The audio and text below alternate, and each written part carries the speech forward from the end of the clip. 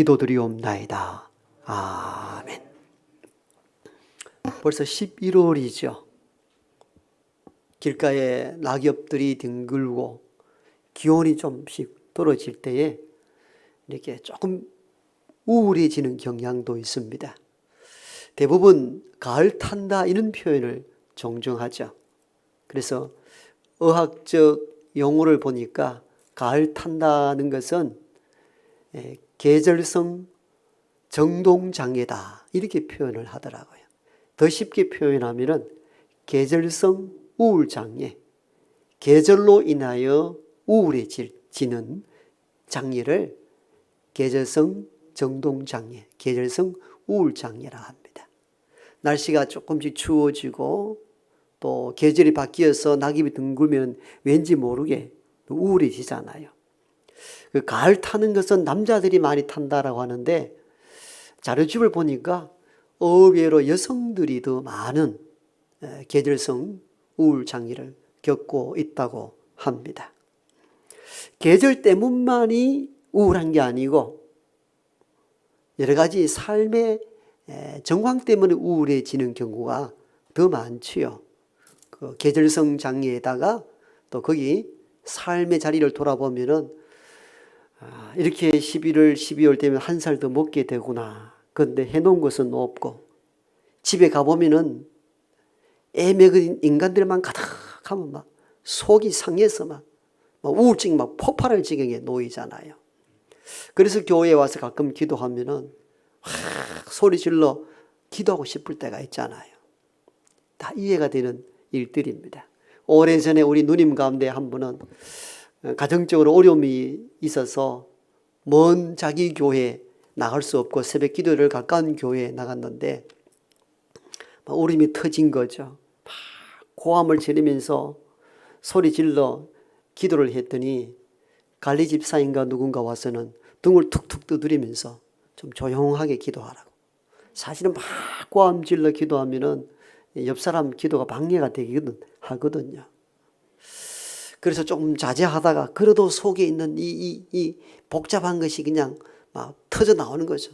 또 막 이번에 또 두드리면서 막 기도를 했더니 또 누군가 와서 등을 두드리더라 합니다. 보니까 그 교회 부목사인데 좀 조용히 기도하라고. 이번에는 우리 누님이 폭발을 한 거예요. 교회가 만민이 기도하는 집인데 기도도 마음대로 못하나고. 그랬더니 그 교회 부목사님 하는 말이 재미있죠. 여기서 이러시면 안 됩니다. 교회에서 기도 못하면 어디서 합니까? 여기서 이러시면 안 됩니다. 교회 나가라 하더랍니다. 그렇죠. 여기서 이러시면 안 되면 어디 가서 기도를 합니까? 참 집에 가면 애 먹인 인간들 들끓이고 교회 와서 터뜨리고 기도하고 싶은데 그것도 마음대로 안 되니까 참 살기가 고달픈 겁니다. 이렇게 돌아보면은 가끔은 강단에서 이렇게 쭉 설교하고 찬송 부르면서 이렇게 얼굴들 이렇게 보면 여러분들이 지금 이렇게 얼굴 다 가려 놓아서 잘 이렇게 표정을 잘 읽을 수 없는데 그래도 눈가에 비치는 모습들이 다 어느 정도는 들어와요. 힘들고 어렵고 또 슬프고 이런 모습, 가까이 모습들을 다 가지고 있습니다. 사실은 살기가 쉽지 않습니다. 다 어렵습니다. 마냥 행복해서 교회에 나오는 이들이 몇 분이나 되겠습니까? 각자 속을 들여다보면 다 아픔, 우울증이 다 있어요. 단지 여러분 옷을 단정하게 입고 화장을 해서 변장했을 뿐이지 다 한꺼풀 벗겨내면 다 속상하고 우울한 일이 다 있습니다.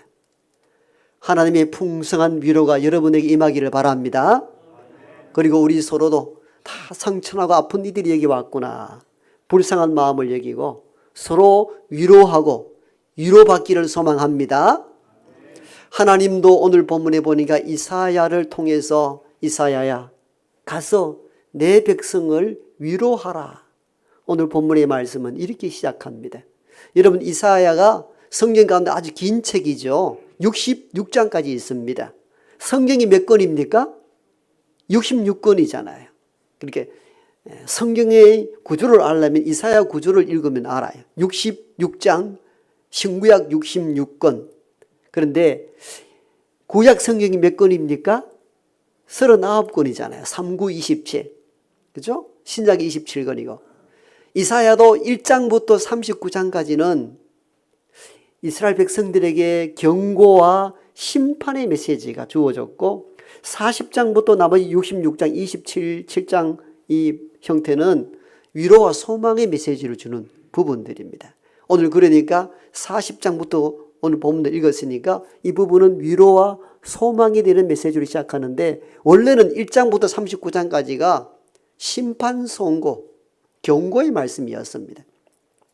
1장 3장 보면 우리가 1장 3절에 여러분 잘 아는 내용이 나오잖아요. 소는 그 임자를 알고 나귀는 주인의 구유를 알건만은 내 백성은 알지 못하고 깨닫지 못하는 도다. 이 짐승보다 못한 이스라엘 백성들아 좀 깨달아라. 소도 임자 알고 나귀도 주인을 아는데 내 백성들은 알지 못하고 깨닫지 못한다는 겁니다. 우상을 섬기고 하나님의 말씀을 저버리고 멀리 떠나간 당시의 이스라엘 백성들, 하나님은 이사야를 통해서 경고하십니다. 돌아오라고.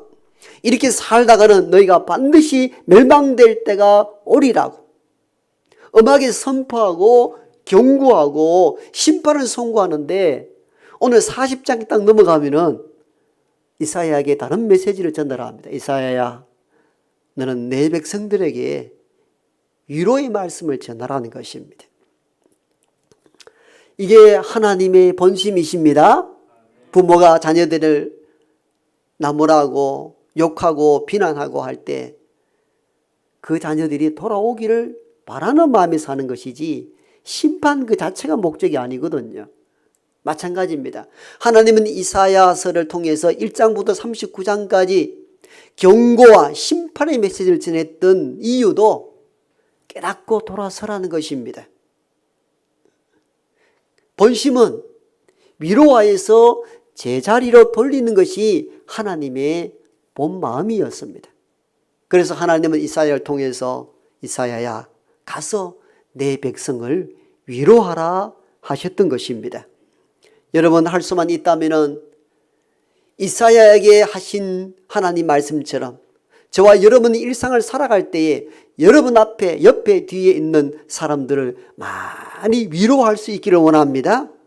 예, 모두가 상처나고 아프고 절망스럽고 힘든 일들이 각자 가지고 있기 때문입니다. 그런 우리를 향하여서 하나님은 우리를 불쌍히 여기시고 우리를 통하여서 너도 가서 이사야처럼 위로하라, 위로하라, 내 백성을 위로하라 하십니다. 여러분 남을 보면은 흠잡고 판단하고 정죄하기보다 될 수만 있으면은 하나님 말씀처럼 위로하는 일에 쓰임받는 저와 여러분 되기를 원합니다. 많이 위로하는 것, 이 중요합니다. 위로하되 구체적으로 어떻게 위로하면 좋을까요? 하나님은 여기에 대해서 위로하라 하시면서 구체적으로 어떻게 위로해야 될 것에 대하여 말씀하시는데 첫 번째는 마음에 닿도록 위로하라는 것입니다. 오늘 1절은 내 백성을 위로하라 하시고 2절에서는 이렇게 말씀하십니다. 내가 있는 그대로 읽어드립니다. 너희는 예루살렘의 마음에 닿도록 말하며 마음에 와 닿도록 위로하라는 것입니다. 마음에 와 닿도록. 이사야야 저 좌절과 절망 가운데 있는 백성들에게 가서 위로하는데 어떻게 위로하는가? 마음에 닿도록, 마음에 확 와 닿도록 위로하라는 것입니다. 우리는 누군가 죽음을 당하고 슬픔과 어려움이 있을 때에 예절 차원으로 가서 위로할 때가 있죠. 그 위로도 필요한 위로입니다. 그러나 오늘 본문에서 하나님이 우리에게 요구하신 그 위로는 예절 차원의 위로가 아니고 마음에 와 닿도록 위로하라는 것입니다. 단순한 조문이 아니고 단순히 예의상 하는 위로의 말이 아니고 상대방이 아프고 슬픔과 좌절 가운데 있을 때에 마음에 확 와 닿도록 위로하라는 것입니다. 여러분, 위로하되 하나님 말씀처럼 상대의 마음에 와 닿도록 위로할 수 있기 원합니다. 어떤 젊은 분이 아내를 일찍 잃었습니다. 형제, 이웃, 직장 동료들이 많이 찾아와서 위로합니다. 장례식을 다 마치고 난 뒤에 이분이 어떤 책에 그리고 인터넷에 장례를 치른 이후에 자기 마음을 이렇게 감사의 마음을 드러낸 글을 올렸습니다. 글의 요지는 이렇습니다.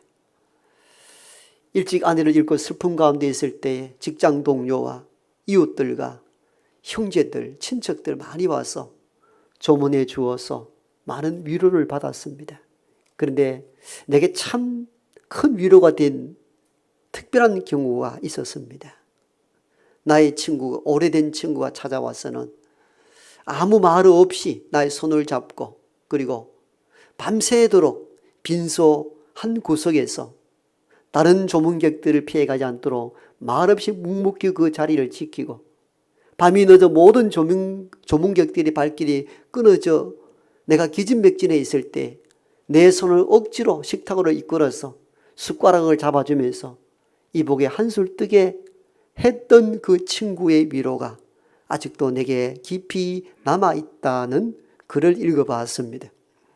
이게 참된 위로입니다. 많은 이들이 단체로 예절상으로 오는 위로도 조금 위로가 되지만도 참된 위로는 마음에 와 닿는 위로입니다. 누군가를 위로할 때 이런 위로할 수 있기를 바랍니다. 어떤 특별한 위로의 말이 없어도 상대를 보면 눈빛과 행동을 보면은 얼마나 나를 생각하는지, 얼마나 마음에 와 닿게 위로하는지를 알 수 있습니다.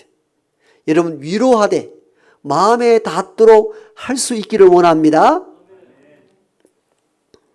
두 번째, 위로할 때는 상대의 죄책감에서 벗어나도록 위로하라는 것입니다. 목사님, 이게 무슨 말씀입니까? 위로하는데 죄책감에서 벗어나도록 위로하라니요. 마음에 와 닿도록 따뜻한 말로 위로하는 것은 이해가 되는데 왜 죄책감에서 벗어나도록 위로하라는 것입니까? 라고 말씀하는데 오늘 본문에 보면은 위로에 대한 말씀을 하시면서 2절에 이렇게 말합니다. 그 죄악이 사함을 받았다라고 가서 위로하라는 것입니다. 무슨 뜻일까요? 사실은 대부분 사람들이 어려움에 직면해 있을 때에 그 어려움 때문에 우울해지는 것만이 아니라 그 어려움이 자기 자신 때문에 더 어려워졌다라고 죄책감을 삼는 경우가 많다고 합니다. 일반 상담 심리학계에서도 집안에 어려움이 있을 때, 개인적 문제가 발생했을 때에 이게 다 내 문제, 내 책임 때문이라 자책하는 이들이 의외로 많다고 합니다. 여러분, 예를 들면 앞에 젊어서 아내를 잃었을 때에 내가 아내를 너무 고생시켜서 병이 들었는데도 제대로 진료받지 못하고 죽게 되었다고 생각했을 때 아내의 죽음도 슬픔이지만도 내가 아내를 잘 돌보지 못했다는 죄책감에 더 큰 우울증을 겪는다고 합니다. 또 다른 예를 들면은 자녀들이 애 먹이고 엉뚱한 길을 갈 때에 그 자녀 때문에도 머리가 아프지만도 내가 먹고 살다 보니 어릴 때 아이를 잘 양육하지 못한 자기 책임을 돌릴 때도 있다는 것입니다.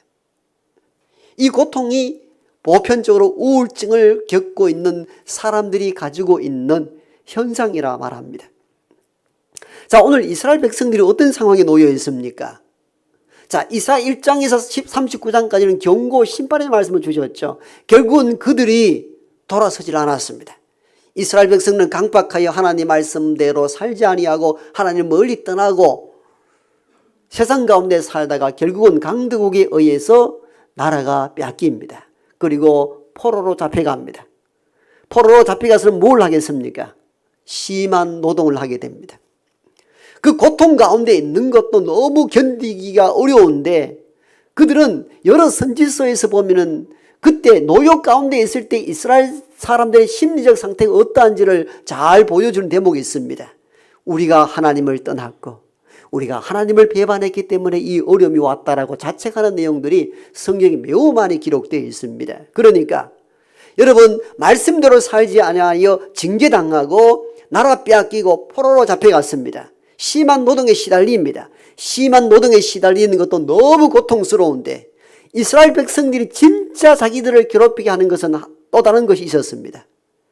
죄책감이었습니다. 우리가 일찍이 선지자 이사야를 통해서 많은 선지자를 통해서 주셨던 그 말씀을 받고 그때 깨닫고 돌아섰더라면 내 후손들이 내 자녀들이 포로로 잡혀가지 아니하였을 건데 저 고통 가운데 있지 아니하였을 것인데 심한 죄책감에 휩싸여 고통 중에 있었습니다. 하나님은 이 상황을 알았습니다. 너희들이 포로 잡혀가서 육체적 고난도 힘든 것이지만도 더 힘든 것이 무엇인가? 우리가 하나님을 떠났기 때문에 이 어려움이 왔다라고 자책하며 살아가는 그 아픔을 하나님께서 불쌍히 여기시고 이사야 선지자를 통하여 내 백성을 위로하되 따뜻한 마음으로 위로할 뿐만 아니라 가서 너희의 죄가 사함을 받았다 하라 하신 것입니다. 여러분, 이건 현실입니다. 우리가 그렇잖아요. 집안이 어려워졌을 때, 애들이 애를 먹였을 때, 어떤 문제가 발생했을 때 그 문제 때문에 우울하고 아프기도 하지만도 그 문제가 내 잘못이었구나. 내가 이렇게 살아서 이렇게 되었구나.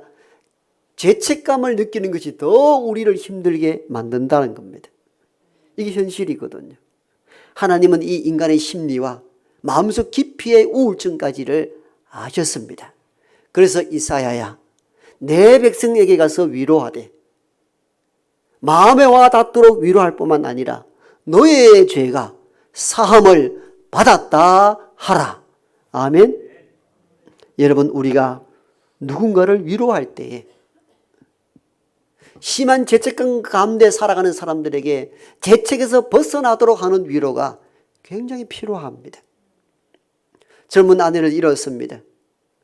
남아있는 남편이 내가 아내를 잘 돌보지 못하고 제대로 진단 한번 내리지 못하고 병원 한번 제대로 데려가지 못해서 죽음을 가져왔다라고 죄책감 속에 빠져 있을 때 어떤 친구가 아니다. 너만큼 아내에게 최선을 다한 네가 세상에 없을 것이다 라고 죄책감에서 벗어날 수 있도록 위로하는 것이 참된 위로인 줄 믿습니다. 누군가 자녀로 인하여서 마음 아파할 때 내가 아이를 잘 돌보지 못함으로 이 어려움이 왔다라고 스스로 자책하며 살아갈 때에 어떤 친구가 찾아가서 네 말하는 엄마가 어디 있느냐, 그 가난함 속에서도 자녀를 키우려 했던 것은 내가 다 알고 있지 않는가 라고 죄책에서 벗어날 수 있도록 하는 것이 참된 위로인 줄 믿습니다. 그런데 우리를 잘 보셔요.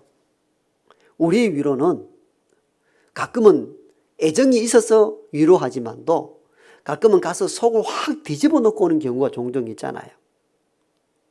어떤 집사님이 신앙생활 잘 하더니 언제부턴가 주일을 슬슬 빠집니다.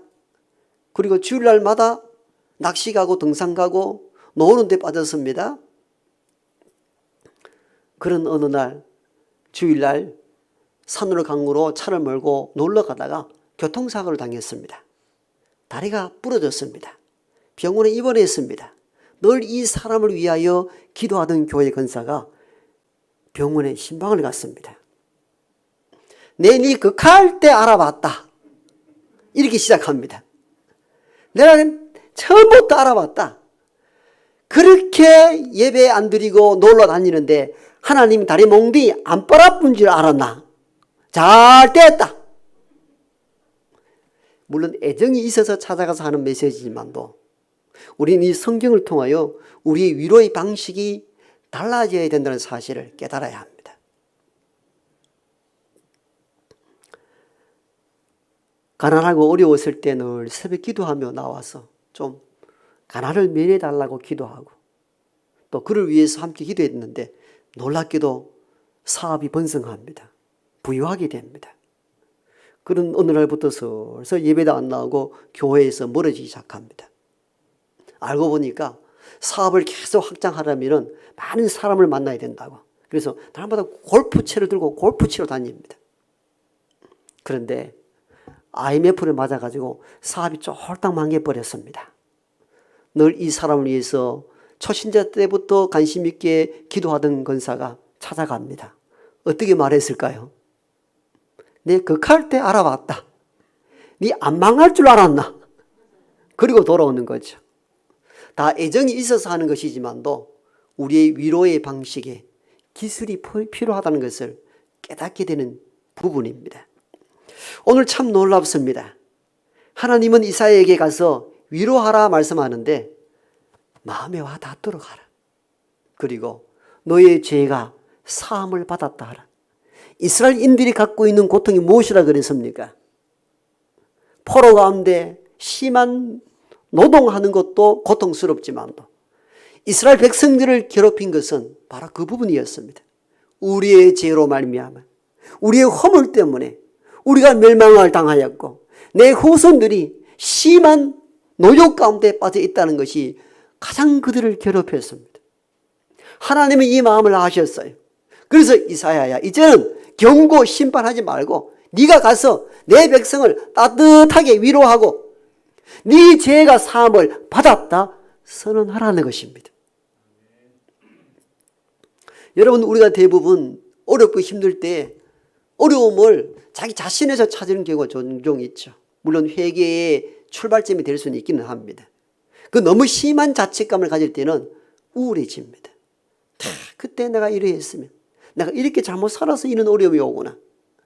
그때는 우리가 위로할 때는 네 극할 때 알아봤다 그런 방식이 아니고 네가 예수를 그리스도를 나의 구주로 받아들였을 때 우리 안에 있는 모든 죄가 사함을 얻었다 라고 선포할 수 있기를 원합니다. 이것이 하나님의 위로 방식입니다. 오늘 우리 주변을 보십시오. 아무 염려 걱정 없이 편안한 사람이 몇이나 되겠습니까? 다 힘들고 다 어렵습니다. 제가 옷을 양복을 걸치고 아침에 깨끗하게 면도하고 나오니까 깔끔해 보이죠. 그래서 우리 목사님은 아무 문제도 없고 늘 편안할 거야. 그렇지 않습니다. 찌르면 아프고 비난하면 힘들어지는 것이 인간인 목사이기도 합니다. 여러분들도 마찬가지입니다. 여러분 교회는 검사보다 변호사가 많아야 합니다. 아멘 좀 하소. 검사는 뭡니까? 남의 죄를 찾아내는 작업들. 변호사는 뭡니까? 죄인을 변호해 주는 것. 여러분 성경에 보혜사 성령 할 때 보혜사 성령의 헬라어는 페라클레이토스라는 용어인데 페라클레이토스라는 성령의 이 용어는 중재자, 변호사라는 뜻을 가지고 있습니다. 이게 성령의 역할입니다.